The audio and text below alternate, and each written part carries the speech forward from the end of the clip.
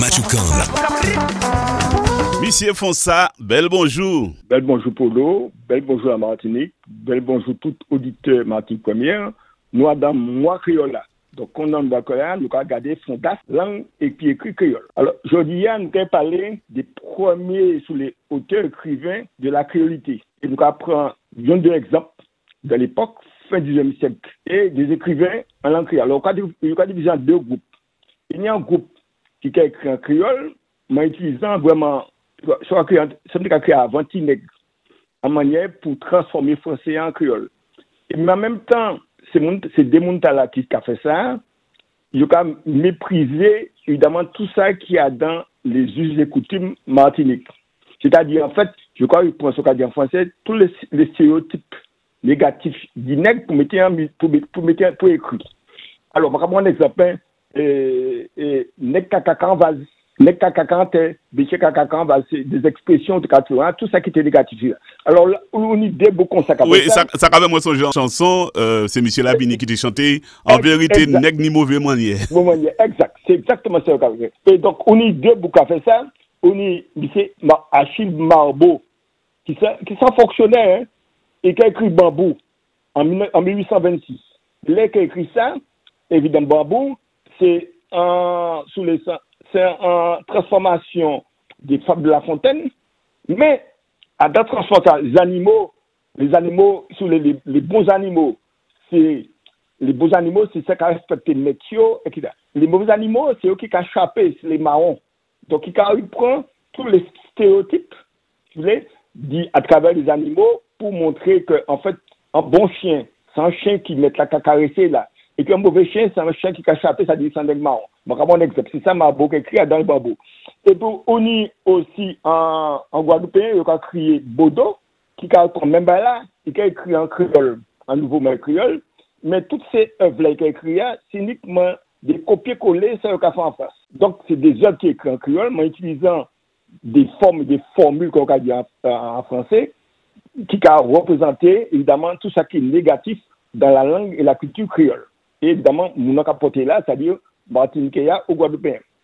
Et puis, on a deux autres. Actuellement, c'est M. Oswald Durand et M. Parepou. Alors, deux bouquins là, c'est un haïtien et un guyanais. Nous allons commencer par haïtien, Oswald Durand. Oswald Durand, il est considéré comme le poète d'Haïti, poète officiel d'Haïti. D'accord? Il est né en 1840 et puis il est mort en 1906. Il a quand même écrit un hymne haïtien. C'est lui qui a écrit Imlan. Il a écrit un poème, il a écrit un livre, mais un peu doit écrire Choukoun. Choukoun, qui a transformé en musique. Alors, Choukoun, c'est qui ça? C'est un grand poème, et qui a raconté une histoire d'amour, c'est vrai, mais dans l'histoire d'amour, il prend tout ça qui est positif dans la culture créole haïtienne.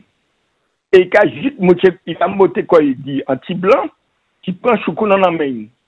Il a dit, ouais, parce qu'il n'y a pas blé, ni un babou, etc. C'est pour ça qu'il prend en la même way. Mais Choukoun, c'est plus belle forme haïtienne. Donc, il a bien décrit Choukoun, c'est-à-dire en haïtienne, et puis tout ça qui positif, ça qu'il dit, beauté, esthétique, manière parler, manière machin. Et effectivement, il y a une concurrence. Et puis en blanc, il a dit blanc prend, parce que blanc, il y a un petit babou, et puis il a parlé bien français, etc. C'est pour ça qu'il n'est pas ni. Mais Choukoun a été sous un modèle de femmes haïtiennes qui joquent, qui debout et qui belles. Et c'est ça qui est intéressant. Et Oswald Durand écrit en l'eau, il écrit encore, il n'y a pas un Choukoun, il écrit Terre Noire, il écrit Rue et Pleurs, et il écrit aussi, et il y a une reconnaissance internationale, c'est-à-dire tant en Haïti qu'en France. Et ça, important dans la littérature créole pour nous. Et puis l'autre bout là, c'est Parepou. C'est un Guyanais qui écrit un livre, un roman, mais c'est sans bêcher, c'est vrai, mais il prend à travers le roman, tout ça qui est positif de la culture créole, tout ça les Guyanais créés, et manioc, et quack, manière vivre, manière les soupes café, manière à danser, etc. Donc, il a traduit sous les à travers le roman, il a décrit qui manière la population guyane qui vit en fin du XXe siècle. Et ces deux textes-là, Choukoun et puis texte ici par c'est deux textes effectivement, qui est fondamental dans la création, soit créée littéraire, esthétique. Donc, il y a un poème qui est en musique épi, c'est Oswald Durand, c'est Choukoun. L'autre là, c'est un roman qui est écrit par Guyanéa, qui s'embêtait d'ailleurs, mais qui prend à travers le roman, par époux, il prend tout ça qui est positif qu'il a Guyane créé. Donc, si vous voulez, c'est une littérature nouvelle, qui pas aliénée, et ça dit qu'il n'est pas représenter, c'est pas l'étranger, c'est pas les Français, les Américains qui est plus important. Ça qui est important, c'est ça, population créée, c'est ça, richesse culturelle là, et c'est ça qui est déterminant. Et c'est démontrable, on peut dire, c'est les pères de la littérature de langue créole, la Kaïnou. Donc, Makari Kouambouga, c'est Oswald Durand, qui est un poète haïtien, qui écrit un livre, et l'autre là, c'est Alfred Parepou, qui écrit un livre qui a créé Atipa, en 1885. Deux œuvres sont des œuvres fondamentales de la langue et la culture créole. Donc voilà, écoutez, pourtant, nous pas sorti, nous pas des titres sans maman. La preuve, nous sommes des Mapipi au Xe siècle qui mettaient les bases de la culture, de la langue, de la créolité. Écoutez, pourtant, nous pour nous aller.